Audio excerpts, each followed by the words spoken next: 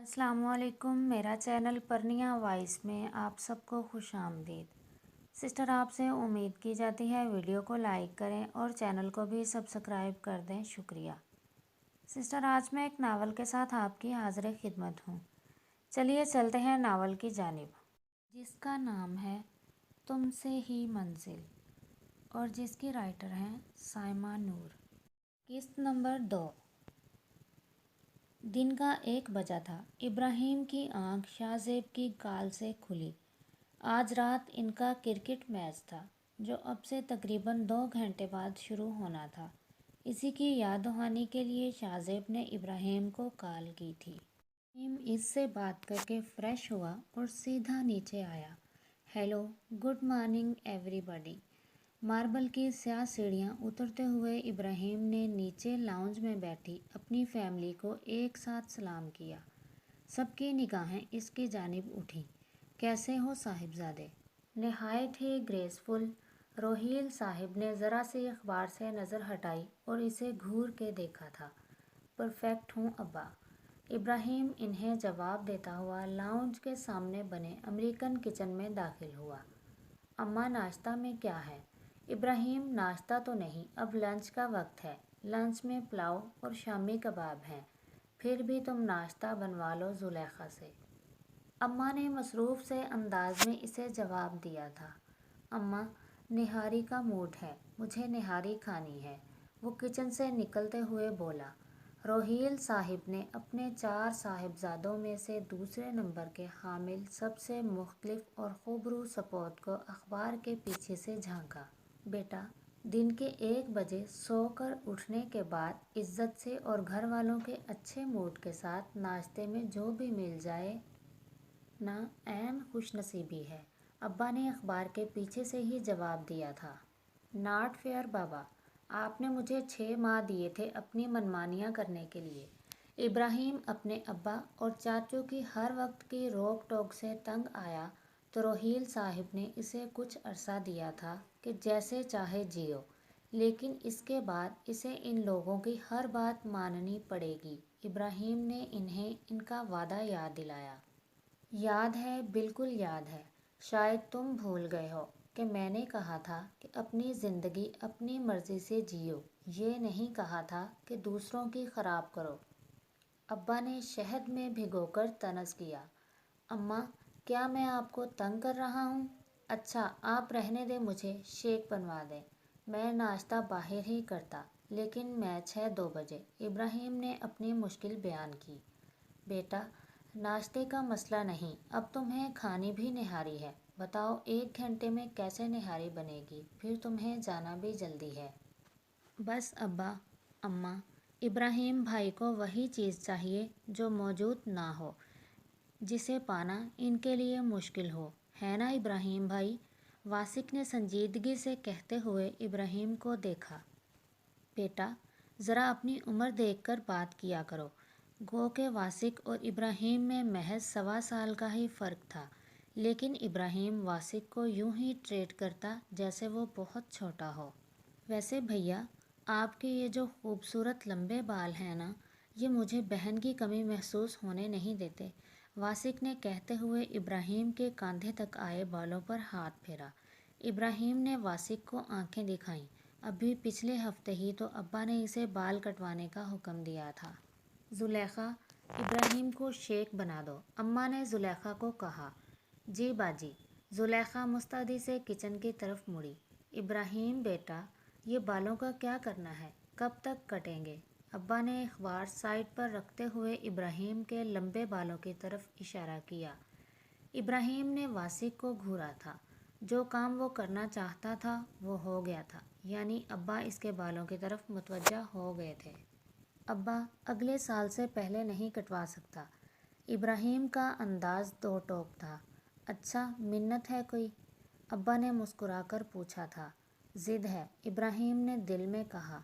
ये बात कहकर अब्बा को चैलेंज नहीं कर सकता था, नहीं तो अभी के अभी अपने बालों की कुर्बानी देनी पड़ती, इसलिए खामोश ही रहा। बेटा, मन्नत मांगनी है तो कोई ढंग की मांगो। वैसे अब्बा, ये बात भी पहले हो चुकी है, तो फिर आज? बेटा, लाइन पे आ जाओ। अब्बा ने अब अखबार पूरी तरह साइड पर करके इब्राहिम को लिताड़ा। नहीं, वो मेरा मतलब था, चाचू ने आपसे कहा। इब्राहिम ने इनसे दिल में आई बात पूछी। वो अच्छी तरह अपने अदील चाचू की इसके बालों के लिए नापसंदीदगी को जानता था। नहीं, वो क्यों कहेंगे, उन्होंने संजीदगी से जवाब दिया था। इब्राहिम चुप हो गया। मैं फार्म हाउस में जा रहा हूँ, आना है किसी को? रोहील साहब ने सबसे सवाल किया। खाना खा कर जाइए, बस लगा रहे हैं, राबिया बेगम ने जल्दी से कहा। मुबादा वो खाना खाए बगैर ही ना चले जाएं। हाँ, खा कर जाऊँगा। नहीं अब्बा, मेरा एक मैच है, बस नाश्ता करके निकलूँगा। इब्राहिम ने कलाई पर बंधी अपनी कीमती स्मार्ट वॉच देखते हुए कहा। आप क्यों जा रहे हैं आज? इब्राहिम ने संजीदगी से सवाल किया। जनरेटर ख़राब हो गया है, और भी छोटे छोटे काम हैं। रहीम बाबा को बुलाया है तो अपनी निगरानी में काम करवा सकूँगा। मैं चलता हूँ आपके साथ, वासिक ने कहा। चलो खाना खा के चलते हैं। मैच किसके साथ है? अब्बा ने सवाल किया। वो शाहजेब के साथ। इब्राहिम ने अपने अब्बा के मतवक्का रिएक्शन से डरते हुए कहा। इब्राहिम, 1000 बार मना किया है, इससे मत मिला करो। अब्बा बहुत नरम खो थे, हमेशा नरमी से बात करते, जबकि अगर अभी चाचू होते तो ज़मीन और आसमान एक कर देते इस बात पे।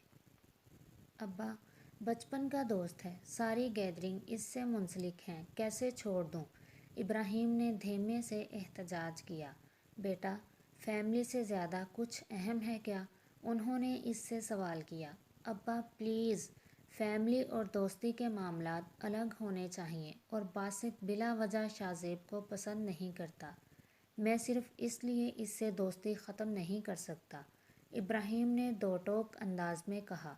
इब्राहिम, कोशिश करो कि बासित और शाहजेब कम से कम उलझें, और अगर इन दोनों के बीच कोई बात हो भी तो तुम नहीं बोलोगे बीच में। कम अज़ कम बासित के ख़िलाफ़ नहीं, समझ गए? अब्बा का अंदाज़ इस बार थोड़ा सा सख्त था। जी, इब्राहिम ने जवाब दिया। अम्मा, अब्बा भी कभी कभी हद करते हैं, मुझसे ज़्यादा इन्हें अपना भतीजा अजीज़ है। इब्राहिम के लहजे में शिकवा था। इसने अब्बा के जाने के बाद अम्मा से कहा, बेटा ये बात नहीं, कभी बात को समझने की कोशिश भी किया करो। वो बिला वजह झगड़ों में पड़ने से डरते हैं, और अपने चाचू के गुस्से और नेचर का तुम्हें पता ही है। कोई बदमज़गी हो इससे पहले क्यों ना एहतियात की जाए। अम्मा ने रसान से इसे समझाया। ठीक है अम्मा, लेकिन कभी आपने बासित को देखा है? इसका एटीट्यूड आपने नहीं देखा? वो जानबूझकर शाहजेब को जिच करता है ताकि लड़ाई हो। शाहजेब फिर भी इसको इग्नोर करता है। इब्राहिम ने असल बात बताई। इब्राहिम, बात जो भी है, तुम किसी बात में नहीं पड़ोगे, समझे? आइंदा मैं कोई बात ना सुनूं ऐसी कि जिससे दोनों भाइयों के बीच बदमज़गी हो। जी अच्छा, मेरा ख़ानदान कभी मुझे समझ नहीं सकता, इब्राहिम ने मुंह बनाकर कहा था। इब्राहिम का फ़ोन बार बार बज रहा था, शायद शाहजेब इसे लेने पहुंच गया था। इब्राहिम, देखो शायद शाहजेब आ गया। कॉमन रूम का इंटरकॉम बजा तो अम्मा ने इब्राहिम से कहा। जा रहा हूँ, इब्राहिम ने अपने लंबे बालों की पोनी बनाते हुए कहा। अम्मा ने नाक चढ़ाकर पहले इसकी पोनी को घूरा, फिर इसके हाथ में बंधे मुख्तलिफ़ किस्म के रंग बिरंगे धागों को देखा। रात से पहले आ जाना, रोज़ाना इतनी देर घर से बाहर रहने लगे हो, बस सोने आते हो घर। अम्मा इसे टोके बगैर ना रह सकीं। बस मैच के बाद डिनर का प्रोग्राम है, फिर घर ही तो आना है, इब्राहिम ने अजलत में कहा और अपनी क्रिकेट किट उठाए बाहर निकल गया। ज़ारा, रात को एक ऑफिशियल डिनर है, तुम्हें भी चलना है। 9 बजे तक तैयार रहना।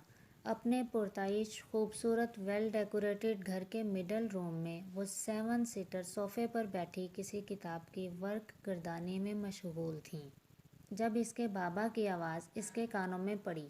आवाज़ करीब होते साथ ही मद्धम भी हो गई थी, क्योंकि वो इसकी माँ यानी ज़ारा अदील को हदायत देते अब ऊपर अपने कमरे की तरफ चले गए थे।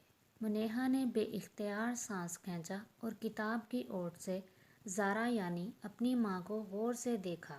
ابھی ساپہر اور شام کے کچھ وقت باقی تھا، لیکن بابا کی ہدایت سننے کے بعد اس کی ماں اب چین سے نہیں بیٹھ سکتی تھی۔